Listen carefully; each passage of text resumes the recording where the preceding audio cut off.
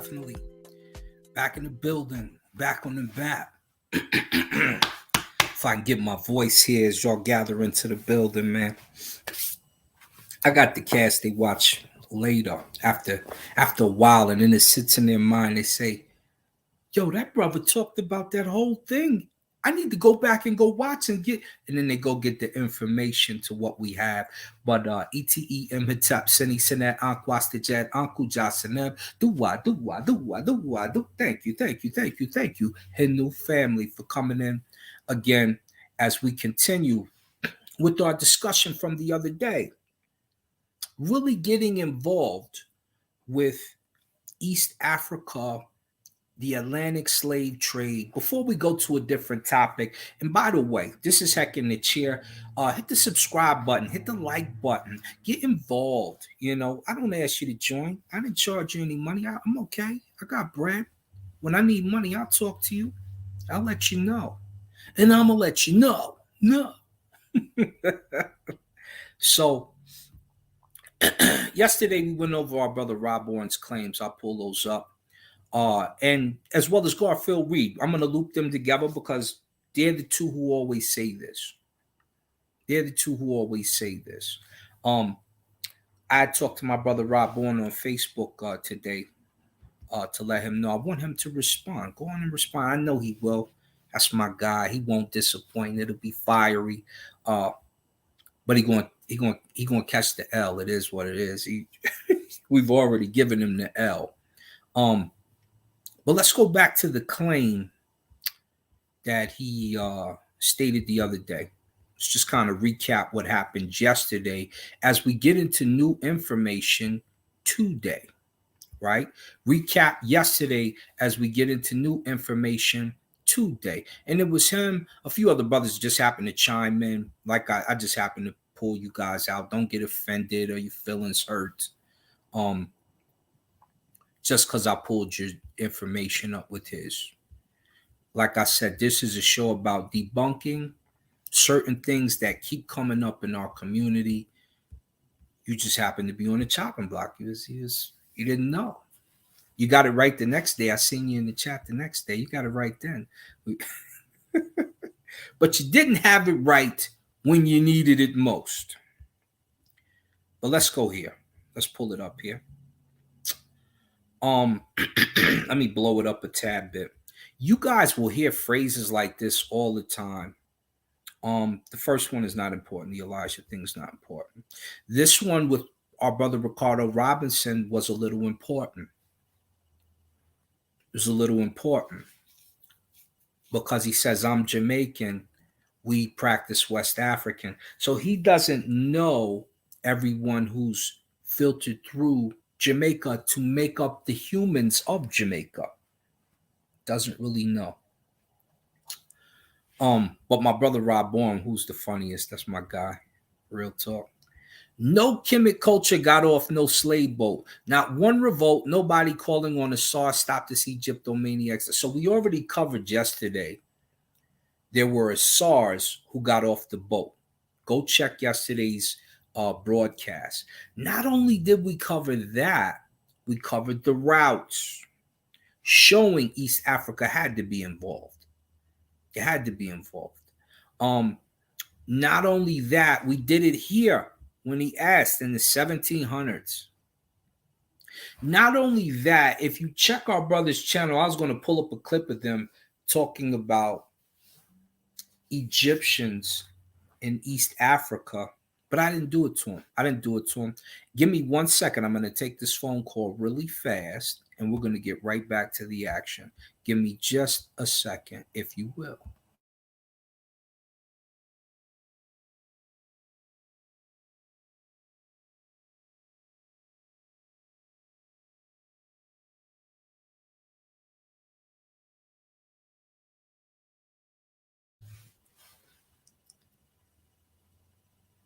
Yeah, we don't need the insurance quotes today, huh? What do I have? I have me in the box. I'm going to take me out of the box. You don't need me. You don't need. This is what you need. Let's get back to this. This is what you need. Let me hide this. Let's get it on. All right. So these claims here debunked already. without even getting into the spirituality yet on this show. I might do 2 more shows. We'll cover the spirituality in depth in a particular book that my brother may have forgotten about. What else did we cover? We covered our slave trade routes. Remember, this is generally what they show you. They just show you West Africa. They generally don't show you these. Oh, keep skipping up on me. They generally don't show you these routes here. Coming around. They don't show you anything with the close trades right here. Morocco's right there. It goes West Africa. Egypt is right there. They don't show you these ports. They don't show you the mid areas. They don't show you any of that. They don't tell you about these routes here. Why? Because East Africa would rather not sully their hands with African American DNA, with South American DNA. We didn't do it. We weren't involved. Not that much. In the meantime, everybody knows that the Arab slave trade was a lot worse, more damaging to the Negro, as most people say, to the Kemet, to the Kemet, to the Kimwit, or the Kemet YOU. It's more damaging to those in the black land than others. And I'm using that as a blanket term for all of Africa now. And that's pseudo, but I'm going to do it. Because that's what they call it Ethiopia, which meant burnt faces. Just call us what we call ourselves, Kem. We're going to just call it Kemet YOU. We're going to call it Kimwit. That's pseudo, but it's okay. It's what it is. It's Africa. So it was damaging to Africans everywhere when that took place. Now, let's get to some important information. Let's start here. Remember, we talked about how that Eastern African route generally dropped off to the Portuguese, who dropped people off in Saint Domingo. Saint Domingo is Haiti, right? Everybody calling at the moment. Brother Reddy. I'm busy right now. I'm doing the show. I'm gonna hit you in just a few. 111. My brother Rhett. All right. Speaking of Rhett, who's from Dominique. He's from Dominica, not the Dominican Republic, but Dominica. He's right in this area over here. It's just ironic he happened to call. So the Eastern ships would take you this direction, and a lot of people would get dropped off in Saint Dominique or Domingo. I keep calling it Dominique because it's Saint Dominica. And when we go there, we'll get to that later. That's Deuce Muhammad stuff. This is Saint Domingo right here. Was a French colony in the western portion of the Caribbean island of Hispaniola in the area of modern-day Haiti from 1659 to 1804. The name derives from the Spanish main city on the island, Santo Domingo, which came to refer specifically to the Spanish-held Captaincy General of Santo Domingo. So, this is where you're going, African. Let me see if I can... what do I want? We've got this. We're going to cover this, but we'll get to that later too. We'll get to that as well. We're not going to touch it all today, but we're going to touch some things. Shout out to this website, African Warriors Fighting Championship. Dambe from West Africa, as you all know, Senegal, huh? Right? Dambe. Dambe is an ancient form of boxing native to the Hausa people of northern Nigeria. That's Dambe, huh? What else is going on? Wrestling is the oldest form of combat on earth and can be traced back to ancient Egypt. Africa has a rich tradition of wrestling, and it is practiced around the continent in many forms. In Nigeria, wrestling goes by various names, including Kokowa to the Hausa people, Ngab, Mgeba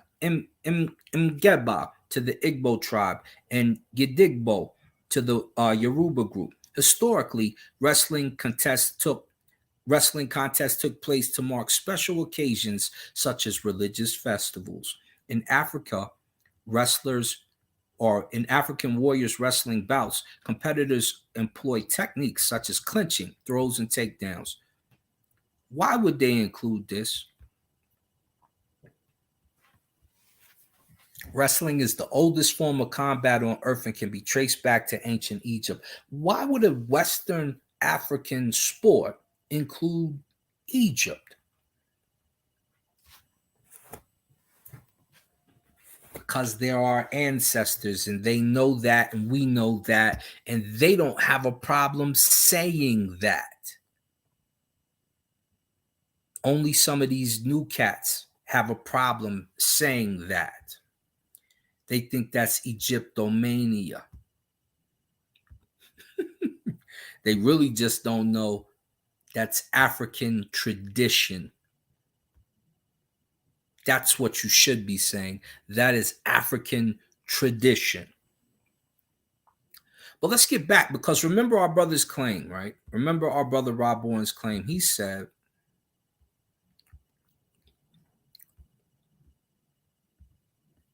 no Kemet culture got off no slave boat. Not one revolt. Nobody calling on the saw. Stop the Egyptomaniac. That's what he said. That's our brother's claim. Now I want you to know two things, right? One, he's having difficulty finding a slave boat on his channel. Him and Danny have a great listen with their African slave ships stream of videos. They're like a playlist. That's what I want to say. They're playlists for the African. The problem is they keep talking about newspapers as the primary resources. Had they gotten an East African boat, they would have an actual primary source, not just a newspaper. We'll show that as this discussion continues. Because one of the boats that I mentioned yesterday, if I would have went down further in the article, which I did not because I'm saving certain things just in case, for shock value, because I know these things. It's a physical boat. There are pieces of the boat, and it tells you how they know it's from that boat. Unfortunately, the West African boats seem not to pop up for them. But we've got an East African boat that pops up for us. Anyway, let's get back to the topic. He said they weren't there. In the Americas, I beg to differ. Let's read this Wikipedia article on Saint Dominique or Saint Domingo. The French had established themselves on the western portion of the islands of Hispaniola in Tortuga by 1659 in the Treaty of Ryswick of 1697. Spain formally recognized French control of Tortuga Island and the western third of the island of Hispaniola. In 1791, slaves and some Dominican Creoles took part in a voodoo ceremony at Boy Cayman and planned the Haitian Revolution. They're doing voodoo? They're doing voodoo? Everybody knows they do voodoo, but I'm just saying they're doing voodoo because the brother is saying none of this is over there. Let's go further. The slave rebellion later allied with Republican French forces following the abolition of slavery in the colony in 1793. Although this alienated the island's dominant slave-owning class, France controlled the entirety of Hispaniola from 1795 to 1802, when a renewed rebellion began. The last French troops withdrew from the western portion of the island in late 1803, and the colony later declared its independence as Haiti, the Taino Indian name for the island, the following year. And of course, the famous saying, "Give us guns and we'll give you peace," all that stuff right there, right? So, we already know they're doing voodoo over there. Let's dig a little further. Do I really want to? I don't think we need to include Christopher Columbus. Y'all know who he is. Let's do it anyway. We've got an all. We've got time. Today I got time, cuz, as the old video said. When Christopher Columbus took possession of the island in 1492, he named it Insula Hispana, meaning the Spanish island in Latin, as Spain conquered new regions of the mainland of the Americas. Its interest in Hispaniola waned. They didn't have a lot of interest over there. And the colony's population grew slowly. By the 17th century, the island and its smaller neighbors, notably Tortuga, had become regular stopping points for the Caribbean pirates. In 1606, the King of Spain ordered all inhabitants of Hispaniola to move close to Santo Domingo to avoid interaction with pirates. Rather than secure the island, however, this resulted in French, English, and Dutch pirates establishing bases on the now abandoned north and west coast of the island. That's why it's not populated in those areas. Let's go down a little further. The economy of Saint Dom. Let me highlight it so you know where we're at, and I'll make it bigger just in case you want to read along.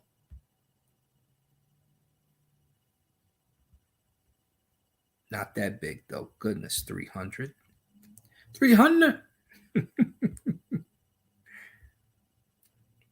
All right, there it is. Let's go. The economy of Saint Domingo became focused on slave-based agriculture plantations. Saint Domingo's black population quickly increased. They followed the example of neighboring Caribbean colonies in coercive treatment of the slaves. They're being rude. They're coarse on them. More cattle and slave agriculture holdings, coffee plantations, and spice plantations were implemented, as well as fishing, cultivation of cocoa, coconuts, and snuff.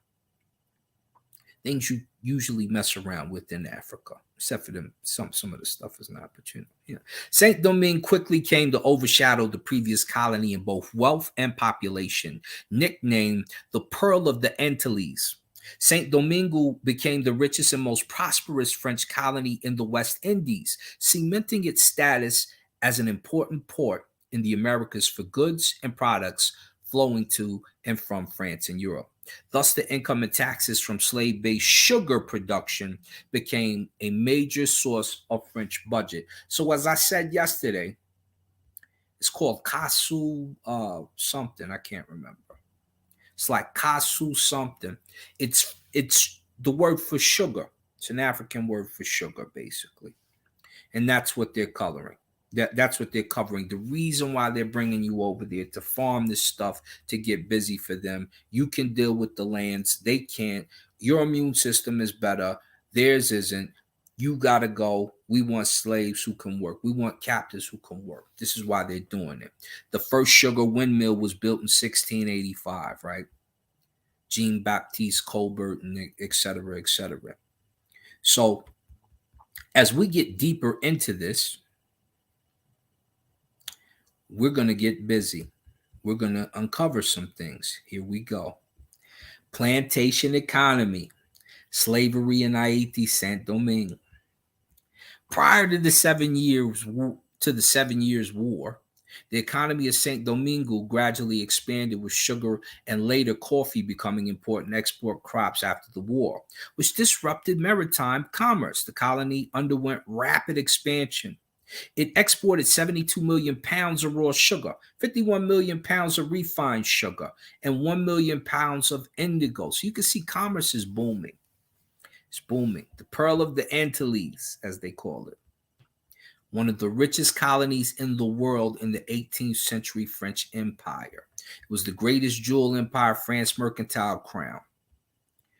Belgium. You got Europe and the Americas, the single colony, roughly the size of Hawaii or Belgium, produce more sugar and coffee than all of the British West Indies colonies combined. We was getting busy. You know why we were getting busy? There go our brother Jean Baptiste Spelly, rich planner, elected member of the Estates General for Saint Domingo. Between 1681 and 1791, the labor for these plantations was provided by an estimated 790 or 860,000 slaves, accounting in 1783 through 1791 for a third of the entire Atlantic slave trade. In addition, some Native Americans were enslaved in Louisiana. So, for my abos, this is where your mixture comes in, right? We already seen it on the other Caribbean islands. Now this is where your mixture comes in. You directly from Louisiana. They picking you up and bringing you over there with us, and we mixing and getting busy. Abo. For those who claim there's no, you claim you ain't got no African in you. You just was born here. No, this is where you get it from. Top Cat. This is the one. Huh? Let's go a little further.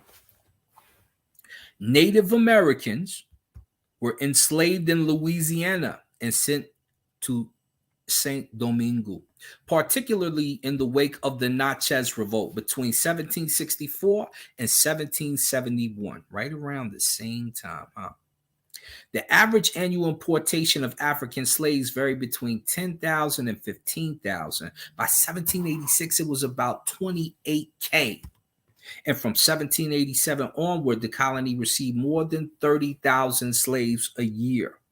So you can see they're getting them in mass abundance. Where are they getting them all from? We already seen yesterday, West Africa couldn't maintain that many people getting sent off on a regular basis.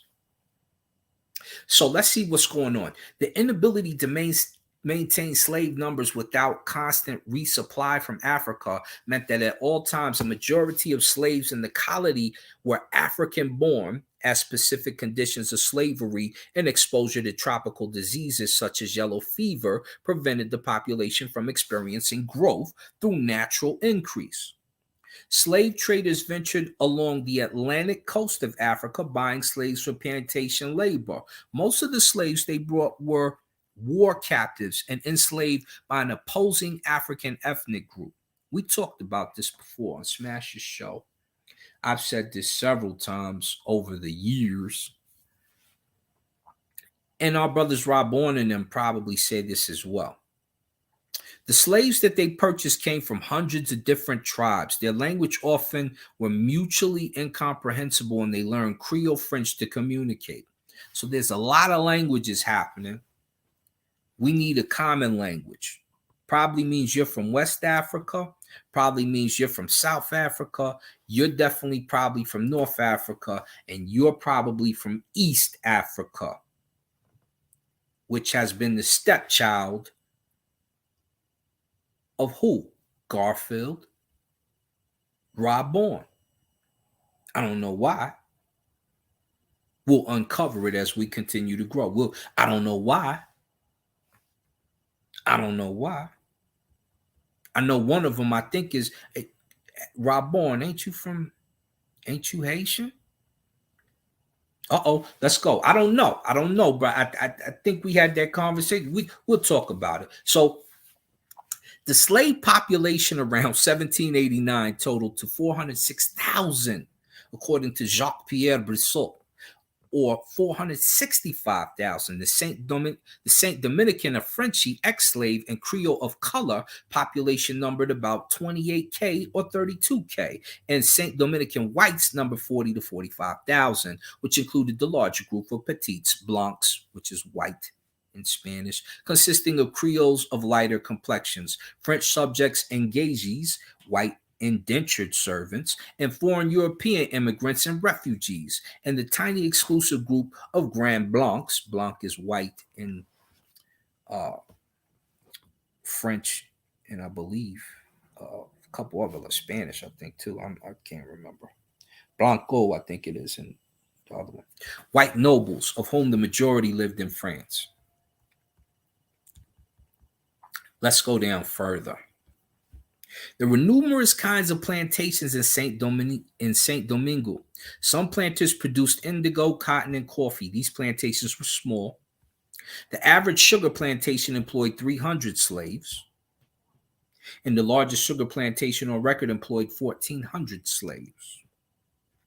These plantations took up only 14% of St. Domingo's cultivated land. Comparatively, coffee was 50% of all cultivated land. Indigo was 22%. Because of the comparative investment requirement between sugar plantations and all other plantation types, there was a big economic gap between normal planters and sugar lords. Be a sugar lord, you was getting money, disrespecting black folk. Let's keep going. St. Domingo had the largest and wealthiest free population of color in the Caribbean. They were known as the gens de couleur. There they go. The free people of color. Primarily people of mixed African, European, and I believe it's Asian. We'll scroll down just so you can see.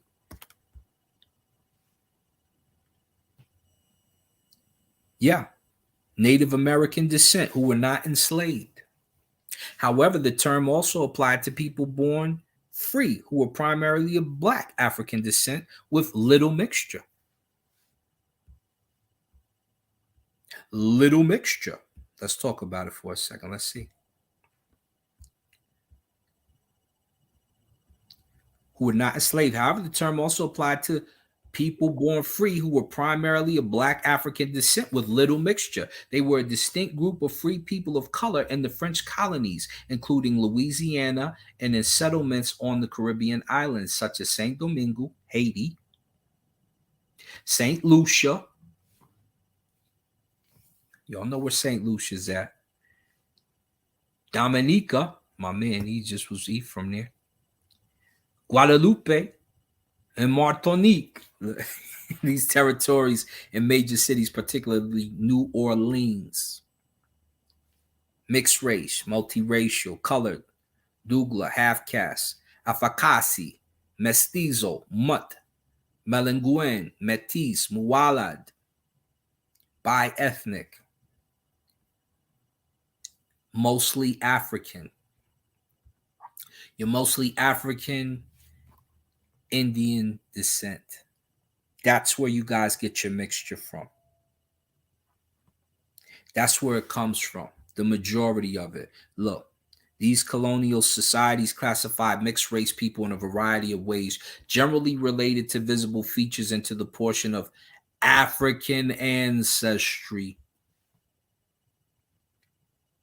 Racial classifications were numerous in Latin America. This is where you get your Afro-Latinos from. This is why some of y'all look like you're black, is because you are. Shout out to David Benavides, just got busy with your boy Caleb Plant. You seen his afro. This is where it comes from. These are the places. This is why you have the you hear all these arguments, all these discussions. None of them bring this stuff out. They don't bring this information. In addition, Maroons, descendants of Africans in the Americans and islands of the Indian Ocean who escaped from slavery and formed their own settlements. They often mix with indigenous peoples, eventually evolving into separate Creole cultures such as the Garifuna and the Mascogos. So there's a lot of misinformation out here. I'm kind of killing two birds with one stone. Back to our regularly scheduled program, huh? Creoles and people of color, free, born blacks and mulattoes. I'm just hitting you in the head just because it's there. Because the discussions you hear with some of these guys is ridiculous. Ridiculous. You didn't know. I know. If you did know, you would have brought it out. You would have known. Anyway, remember, they're called gens de couleur libre. They're liberated. They're the colors that are liberated in French, to make it clear. All right, let's go further down. Let's read a quote real quick. These men are begging to fill the colony, their numbers continually increasing among the whites, with fortunes often greater than those of the whites. So you were bawling. You were bawling. Why? Because what did we read about sugar? You were a sugar lord. And you wonder where we get terms like sugar daddy from. Huh? Sugar daddy. No, I'm a sugar lord, baby. Kiss her on the cheek. Their strict frugality prompting them to place their profits in the bank every year. They accumulate huge capital sums and become arrogant because they are rich, and their arrogance increases in proportion. So the Europeans and other cultures you're around get mad when they see you match them in money and you do as you do, as opposed to what they do. No one gets mad when Elon Musk gets on and disrespects people and disrespects Twitter and fires people. They don't call that arrogant. When Trump is running around talking about grab him by the crotch and all that, they don't get mad at that. But as soon as Jay-Z says pause, now you're mad. Now you're mad. Remember, they used to call that the buck Negro. Now you mad. Now you pissed off. Why? It's your fault. You brought us over here in slavery to mine some sugar. We got smart, kicked you out of Haiti, pointed guns at you, and got rich a little bit. Why would you be mad? And now France is still upset at Haiti, and they still won't let them go. And so everything is a demand from them that they need to pay this off and pay that off. You're just raping it down because you're mad. You're a hater. Stop hating. Anyway, back to the topic. Increases in proportion to their wealth. They bid on properties that are for sale in every district and cause their prices to reach such astronomical heights that the whites who have not so much wealth are unable to buy or else ruin themselves if they do persist. In this manner, in many districts, the best land is owned by Creoles of color. And so you see, from this discussion right here, you see why there's disparate treatment when it comes to banking. You see why there's colorism in banking and credit.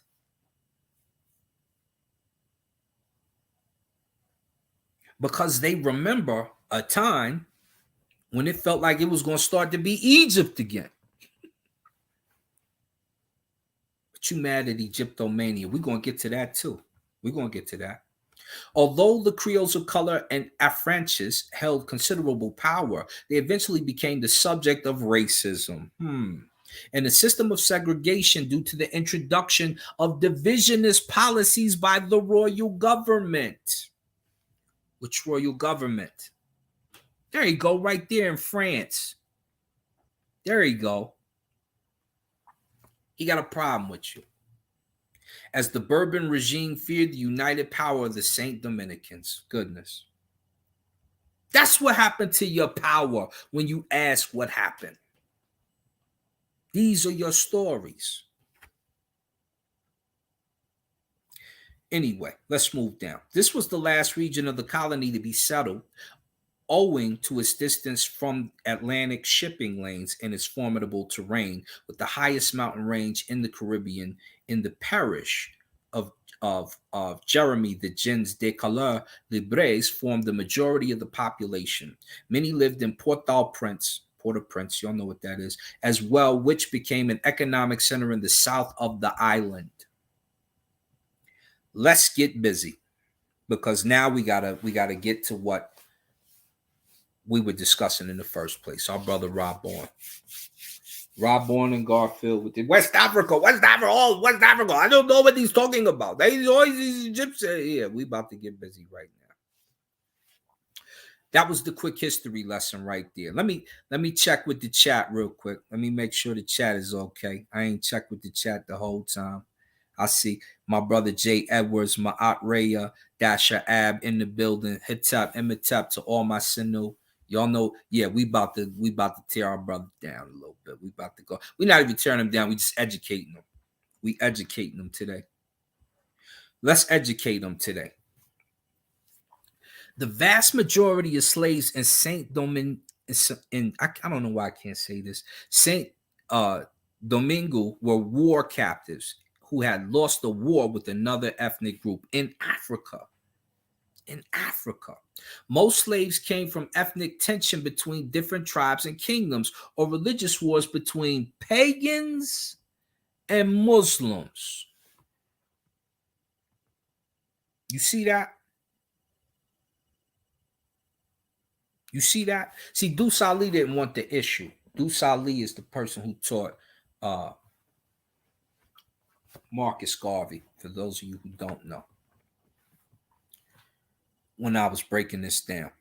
Deuce Ali, and like I said, this is another thing. Oh, you ain't find no, where you find Egypt starting this? Where Egypt? Deuce Ali is from Sudan and Egypt. His daddy's an Egyptian. His mom is a Sudani.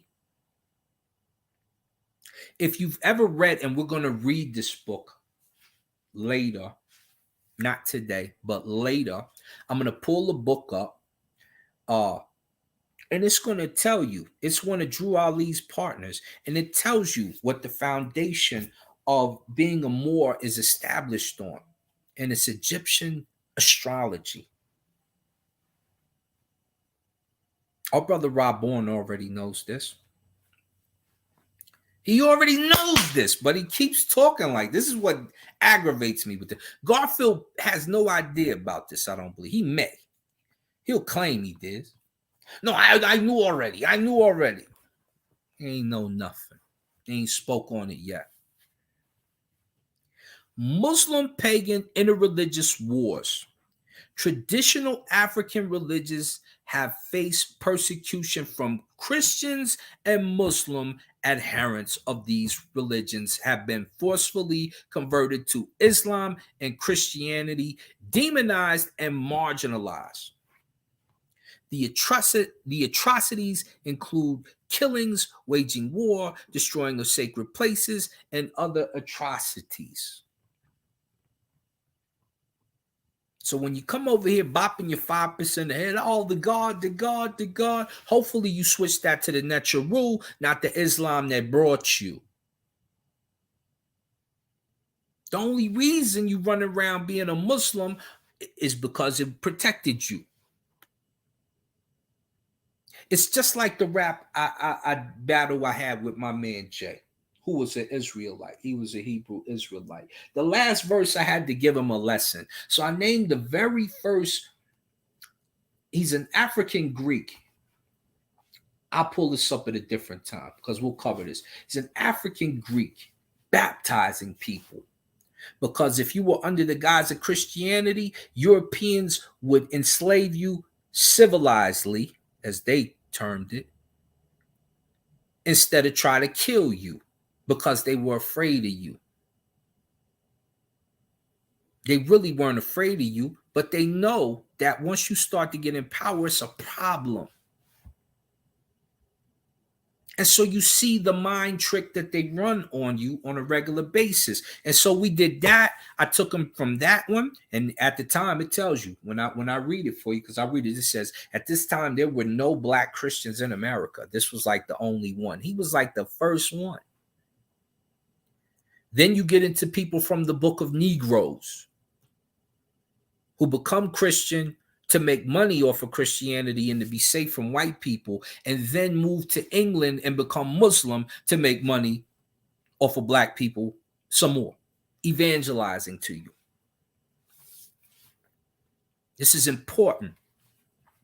for when you listen to these brothers so you can put the puzzle together, because a lot of them still haven't. They don't know.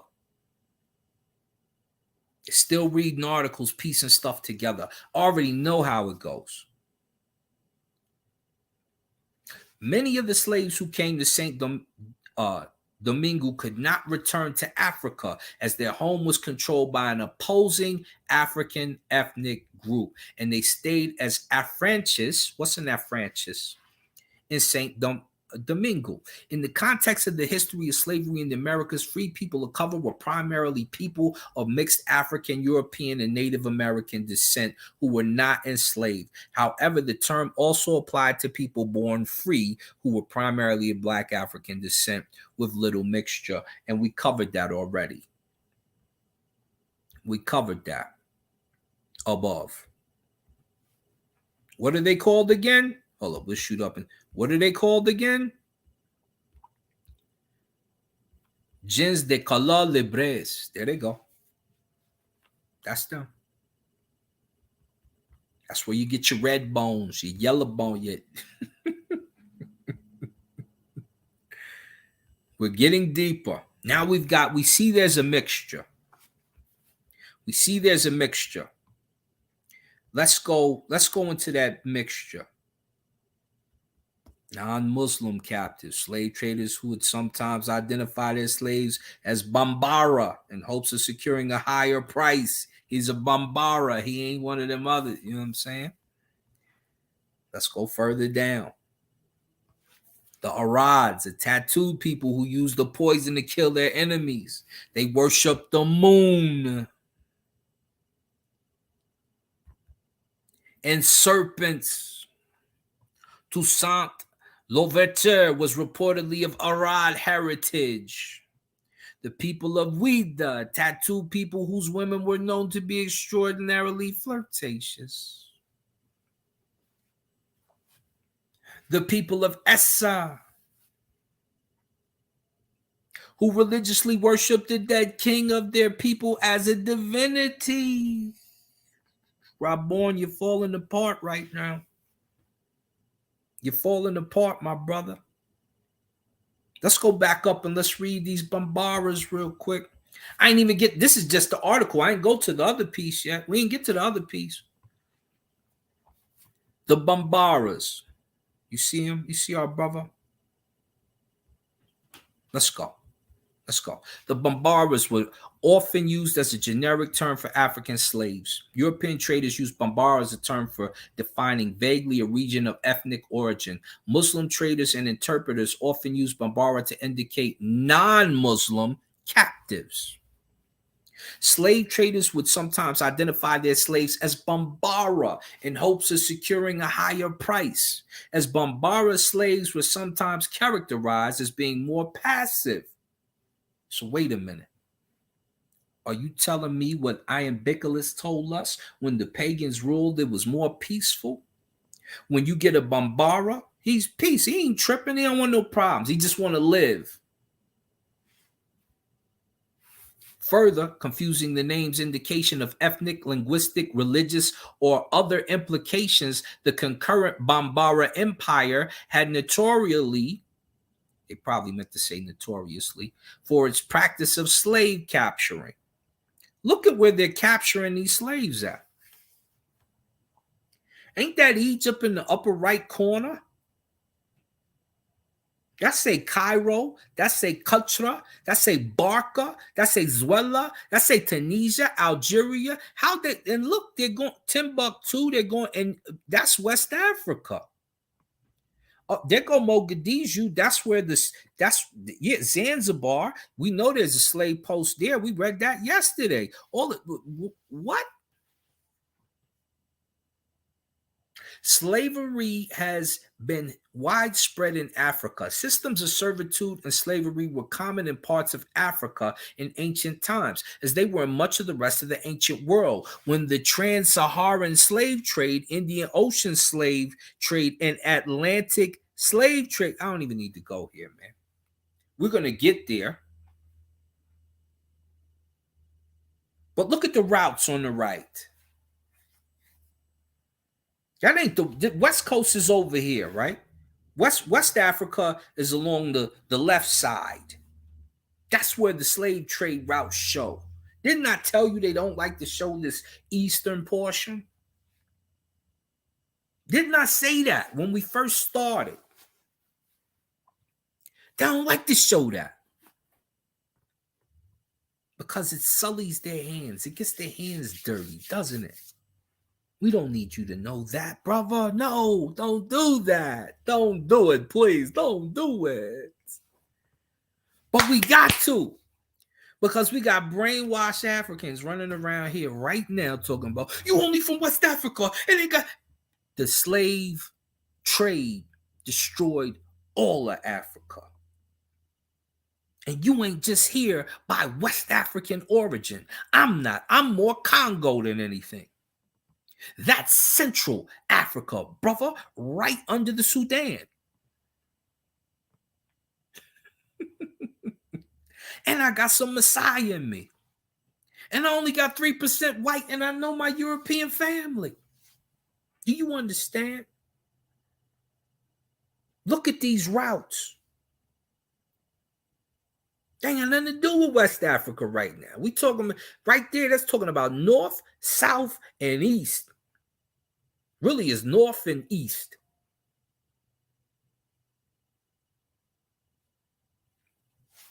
Let's continue.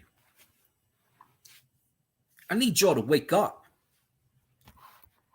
because you're touting all the wrong information for all the wrong reasons. Slave capturing, wherein Bambara soldiers would raid neighbors and capture the young men of other ethnic groups, forcibly assimilate them, and turn them into slave soldiers known as Tan. The Bambara Empire depended on war captives to replenish and increase its numbers. Many of the people who called themselves Bambara were indeed not ethnic Bambara. The Dunkos, a tattooed people whose women cherished their men with the uttermost respect. Shout out to the Dunkos.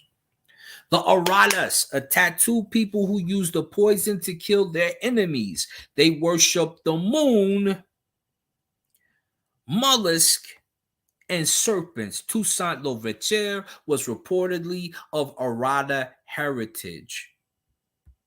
What our brother Rob wants say? No Kemet culture got off no slave boat. Not one revolt. Nobody calling on the Tsar. Stop the agent. Shh, Rob Bourne, you don't know what you're talking about, my brother. You got work to do. A lot. In the face of the fact that you can't debunk what is the fact. You can't. What are you going to say? That didn't happen. It happened. They didn't do that. They did. They didn't come from there, though. They did. But see, the slave effort, this is the West slave. You ain't got no boat, and we got an East African boat. Shh. No, see, and the Sardis, and he just wants he wants all the hype for him. Shh, Garfield, you don't know. You've always been the one who needs spotlight. That's why you cry when Jabari sons you. I ain't never needed. I ain't even promote this channel. There's only 300 on it, but it's got over 1,000 views on several videos. Knock it off, kid. You always been an attention whore. Just tell the truth. That's all we looking for. You're weird. Your beard's weird. You ain't even got one. Let's keep going. The people of Ouida, a tattooed people whose women were known to be. See, I don't even want to read that.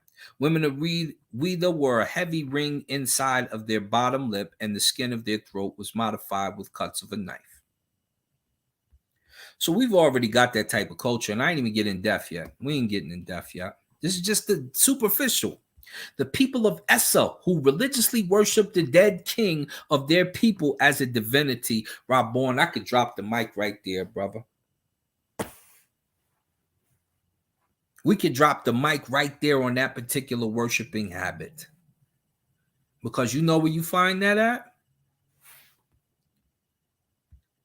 Huh?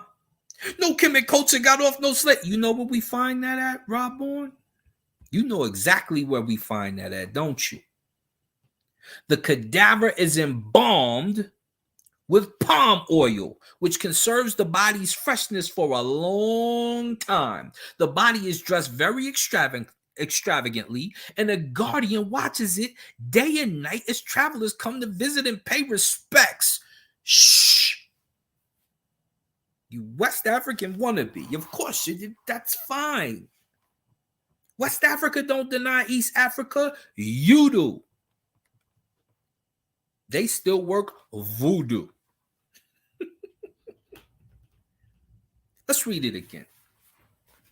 The people of Essa, who religiously worship the dead king of their people as a divinity, they place his body in a pagoda following the main route of their capital on a richly ornamented throne and worship him until the reigning king of Essa dies. This sounds just like the ritual of Amun, when they put him on the boat, and they generally do this with the king and sell him down the Nile, and Amun, the statue, and sometimes the dead king, if he dies around that time, float down the Nile, and the people of the happy river, the Nile River, worship and pay homage to him for being so.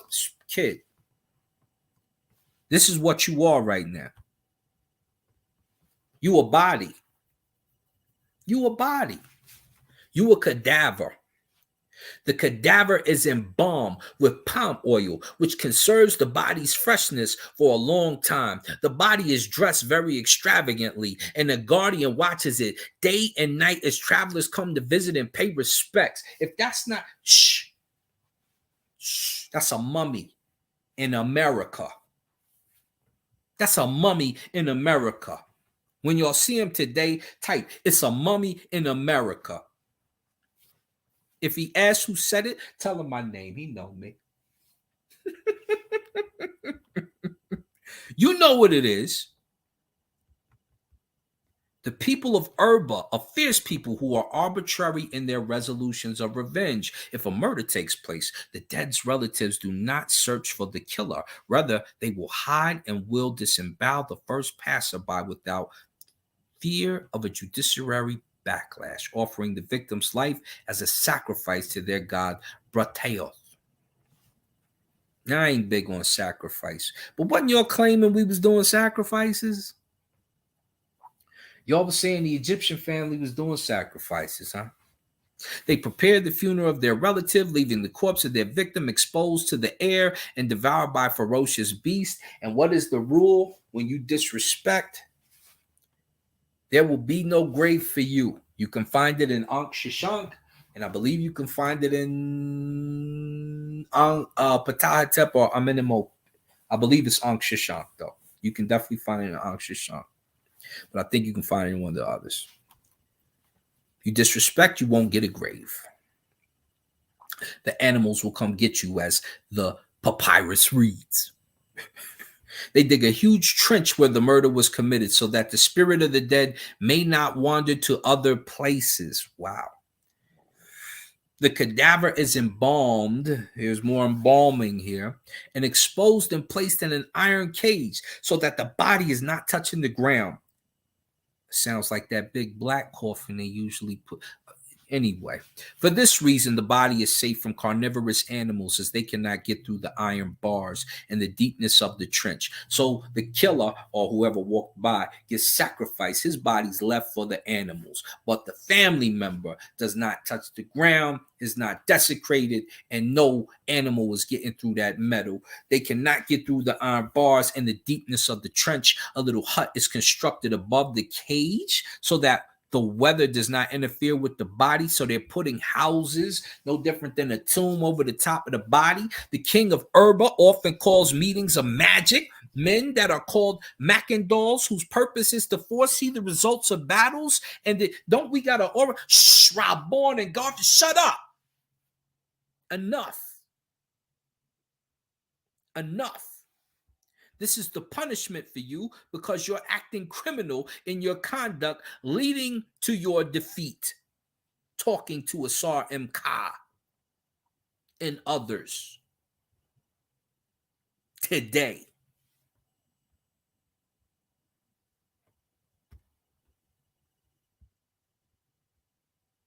No Kimmy Culture got off no slave boat. Not one revolt. Nobody calling on the stop. Stop it. Just stop it. Stop it. Shh. No, brother. No. When the king of Urba loses many of his people to war, he assembles the Mackendal Council and consults the members on the way to repopulate his kingdom, where he is recommended to buy 100 gore vases, 100 jugs, 100 slaves. The Mackendals transport all of these on the major roadway and order the slaves' bodies to be opened, where they pour red palm oil inside and specific shells and bury all of these items at a specific location. This is the ritual of repopulation to gain favor from the natural, from the gods. You thought you was in Dynasty 1. You thought you was in Dynasty 1 reading that. You thought you was doing the prayer. 100 ground vases, 100 jugs of water, 100 slaves. Oh, Dihatep Nesu. That's what you thought. That's what you thought. Let's keep going. Because I didn't even get to the people. I didn't get to the people yet. We didn't get to who was there, who got traded over there. The Aminas who believed in metempsychosis, or the migration of the soul after death. This is the Aminas. When slaves from this ethnic group would arrive in Saint Domingo, some would use suicide to return to the country of whence they came, believing that they would regain the rank, wealth, relatives, and friends that they lost after they were defeated in war. What you talking about, man? All this right here sound like Nahesi people. It sound like Kemet YOU people. For an example, an account of this metempsychosis occurred on the plantation of Mr. Desdunes, who had purchased an Amina woman and her 2 children. The woman and children had barely arrived on the island, and the woman was witnessed observing the Esther River. She's looking at it like it's the Nile, brother. Stopping every... I'm messing with you now. Because it's a rap, and you know it. Stopping every moment to measure the depth of the river and making sighs while lifting her eyes to the sky. One morning, the Amina woman was found drowned with her 2 children attached on her belt. The children's screams for help, echoing the horrors of their soon-to-be death, were heard by African fishermen. But not knowing what to attribute the cause, they didn't go to the location to render aid. Let's go to the Igbos. You've already had enough. You've already had enough. What they say about the Igbos is not worthy of me reading. Talking about prostitution and all that. There's more in here. I'm not even going to do that to you. Because I like you. You my brother. You know that. But let's look at the people who were there. The people of Borno can hunt once a year. They burn the grass and swamps to fetch the nests of the aquatic fowl and take their eggs, and the turtles that hide in the areas. The people don't eat any meat except smoked. These provisions last for the whole year. Who's there? Can we look at who's there? Mozambique people. They're from Tanzania. They're from Tanzania. The Hamians, we know they're there. The Akrans, we know Ghana's in the building. Scoot down.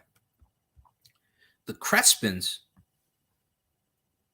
I bet you if I dig into this Crespins, we'll find something. I won't do it right now. Asanthes, I bet you if we dig into them, we'll find something too. The Popins, I bet you we'll find something there too. The Fulanis, why we got Fulani there? Why we got Fulanis there? The Fula Fulani of Fulbe people is an ethnic group in Sahel and West Africa. The Sahel and West Africa, widely dispersed across the region, inhabiting many countries. They live mainly in West Africa and northern parts of Central Africa, Congo, and South Sudan, Darfur. That's Nubians. And regions near the Red Sea coast and Sudan. The approximate, oh man, why are Fulanis there, brother? They're gonna meet. The Congos were well known for their enjoyment of life. That's me. They live life happily at a sweet and slow pace, and they love dancing and relaxation. They were known for their great singing. That's me. That's one of me. Let's go to the Fulani though. What are the Fulani doing there, brother? Can you tell me? Huh? Let's read the Fulani. Let's see who's there. The Fula Fulani or Fulbe people, pure Hausa, Fulani or Halani, and if they're Hausa and they migrated from the Sudan, you got a problem. Because all I hear you and Garfield talk about is they didn't migrate. Ain't no east to west migration. Ain't no east. They don't know each other. They don't practice this. They don't do that. Let's read. Let's see what they do. Let's see what they do. Let's see what's going on for real. Oh, let me check my chat real quick. Let me make sure they all right. Y'all all right? Y'all all right? Y'all y'all all right over here. Y'all good money right now. I'm about to end it. How long I've been talking? Forever? I'm about to end it out. An hour. Hour, 1 minute. We about to end it out. Let me get to the we ain't even gonna touch these today. We'll get to those later. Let's talk about the Fulani. Northern parts of Central Africa, South Sudan, Darfur, and regions near the Red Sea coast. Where's the Red Sea? Where's the Sudan? The approximate number of Fula people is unknown due to clashing definitions regarding Fula ethnicity. Various estimates put the figures between 25 and 30 million people worldwide. A significant proportion of the Fula, a third or an estimated 7 to 10 million, are pastoralists, and their ethnic group has the largest nomadic pastoral community in the world. The majority of the Fula ethnic group consisted of semi-sedentary people, as well as sedentary settled farmers, scholars, artisans, merchants, and nobility. As an ethnic group, they are bound together by the Fula language, their history, and their culture. More than 90% of the Fula are Muslims. Where are the Muslims at? East Africa? I know. Migrated to West Africa? I know. I know. And they moved over to Mali. And we know about Mali and the slave trade because they were picked up from Mali, orphan. Many West African leaders are of Fulani descent, including the president of Nigeria, Muhammadu Buhari. That's our brother. The president of Senegal, Macky Sall. The president of Gambia, Adama Barrow. The president of Guinea-Bissau, Umaru Sissoco Embalo. The president of Sierra Leone, Mohamed Julde Jallo. Now, how all these people is Fulani? It's showing you a migration from South or from East Africa to West Africa, from South Africa to West Africa, mostly East to West, because they wouldn't be there from the Sudan if that was the case. And they're there from the Sudan. And they're there, mama, look at that. You see this? From here to there. They're not even adding this part in, but I know that's in there because I've done other research. That's how I know. Look at that right there. Where does that start? What is that? They don't want to put this. They have to put that.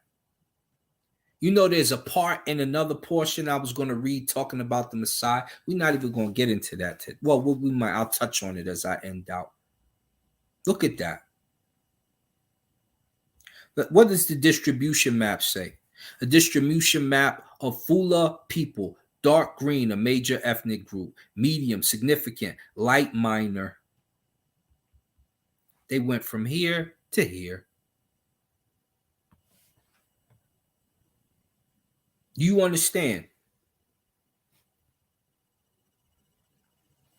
Sahel from the Atlantic coast to the Red Sea, particularly in West Africa. Where's the Red Sea? Huh? So if they were from the Red Sea, you notice the portions that they have lit up aren't touching the Red Sea. Well, it's here actually, yeah, you can say that. And the Nile is coming through here.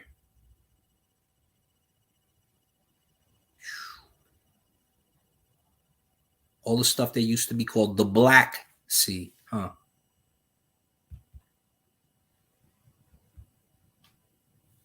Learning Arabic, that means you're in, yeah.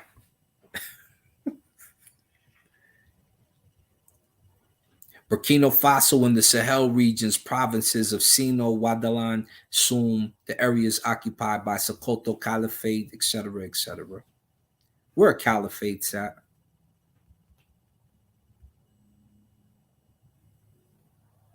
This is Egypt. Here go Arabia right in here. Here goes Syria and all that. Right here, man. Do you understand? So don't do this. Don't do stuff like this. Step into me. Yo, that's a wrong move. What you want, huh? Dope a dog food. Ain't no half stepping, brother Rod. You know that. You know that. You know that. Let's go back. Slavery in Saint Domingo. It can debunk everything you're talking about if you don't get it right. Eating wangu. Fine chicken turtle, a large group or a delicious rock hen. You got to get it right. I didn't even, you see this article's not even done. It's not even done.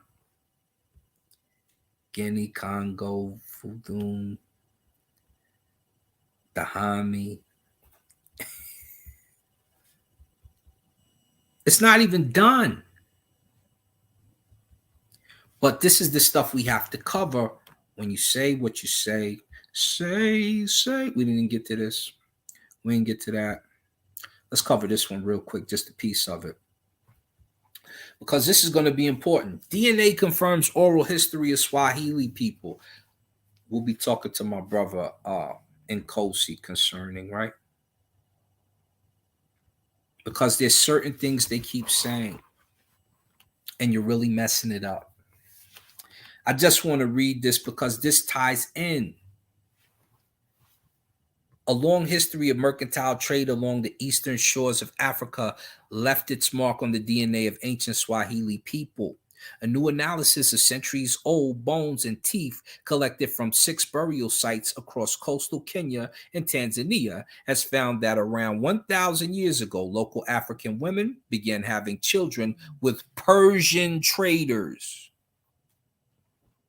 and that the descendants of these unions gained power and status in the highest levels of pre-colonial Swahili society,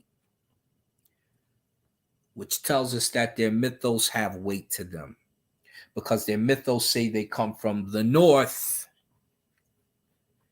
because we know they're the first people. When we start talking about the Messiah, I'm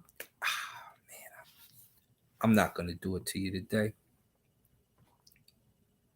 I'm not going to do it to you today. But it also ties into Haiti and other different locations in the Americas. We'll get to that later.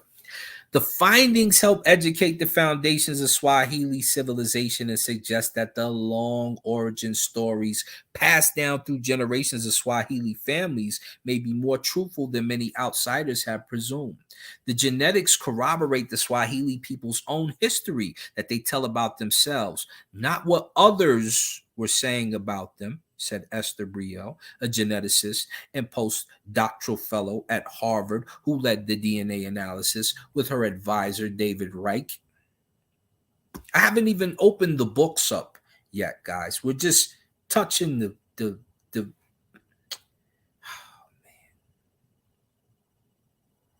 It's going to be a long day for these guys. Only on this topic, though. A lot of stuff they get right. My brother Rob Bourne and Danny do. That other guy is, he's fodder. He's got a lot of watches. Good. Because you stay is short at the top when real information comes around. They're not adequate, man. And that's what's important, that you make sure your mind gets the correct information, not the fake information. Because on that summer jam stage, oh boy, it can get lonely up there. It can get real lonely. It's lonely at the top. No. It's lonely when you drop. So there's just a lot of information that we've covered today. I'm going to put up my toys. Let me stop sharing. I put the toys up. I'm just letting you know. Because we haven't gotten to all the rituals. We see a couple things. We see mummification. We see they remembered, so they knew how to do it with coconut oil. There's worship of ancestry. There's a lot of things. There's moon worship. Ra. When you make those statements and comments, put you on a branch. You could fall down on the branch. Fall right. You could be too heavy. You got all the muscles over. I seen you lifting the arm. I seen you pump me up, and don't get too heavy for the branch. He said this might be overkill. Shout out to my man Dasher Ab, my Aunt Rayal, the Abel, everything. All I'm doing right now, we just touching them. Touching the body a little bit. It's only been an hour, 12 minutes. They about to go make a 5-hour video and tell you about 2 things and get one of them wrong. So, with that said, remember who you are. Be in the Saw. Ankwaste Jad, Uncle Jaseneb, Dua Henu. I'll see y'all on another channel in a different chat. Peace.